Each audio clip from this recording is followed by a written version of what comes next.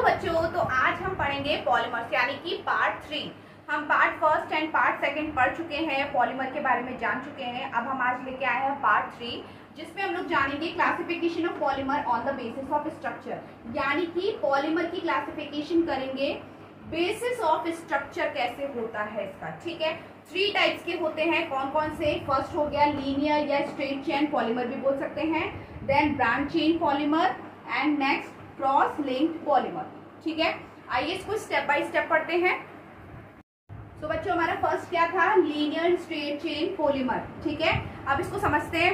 सो इसकी डेफिनेशन क्या है? The polymer in which monomer are joint together in the linear chain और straight chain are called linear और straight chain polymer. ठीक है, सो बच्चों ये क्या कह रहा है कि जब जो मोनोमर है, मोनोमर जॉइंट होते हैं एक स्ट्रेट चेन में, एक स्ट्रेट चेन में जब वो जॉइंट होते हैं तो क्या कहलाते हैं? वो कहलाते हैं लीनियर स्ट्रेट चेन पॉलीमर। ठीक है, जैसे कि आप यहाँ पे देख रहे होंगे कि यहाँ पे एक चेन है, एक लीनियर चेन है जिसमें मोनोमर जॉइंट हो रहे हैं। ये मोनोमर्स ही तो है, ये मोनोमर्स जॉइंट हो रहे हैं। ठीक है, इसी को बोलते हैं लीनियर स्ट्रेट चेन पॉलीमर। ठीक है, एग्जाम्पल कौन कौन से होते हैं? High density polythene, PVC, nylon, polyester.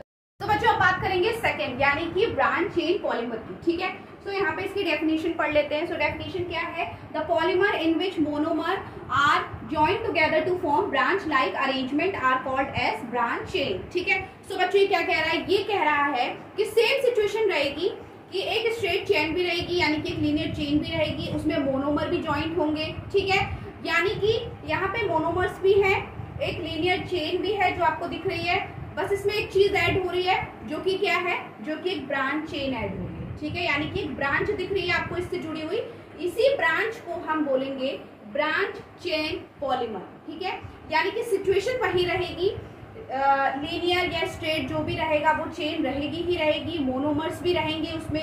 ठीक है, अब उसमें चीजें जो ऐड होंगी उनके बारे में हम पढ़ रहे हैं, जैसे कि ब्रांच चेन यानी कि इसमें एक ब्रांच ऐड हो रही है जिसे बोलते हैं ब्रांच चेन पॉलीमर। ठीक है, अब इसकी एग्जांपल्स क्या रहेगी? Low density polythene. ठीक है, आइए नेक्स्ट देखते हैं।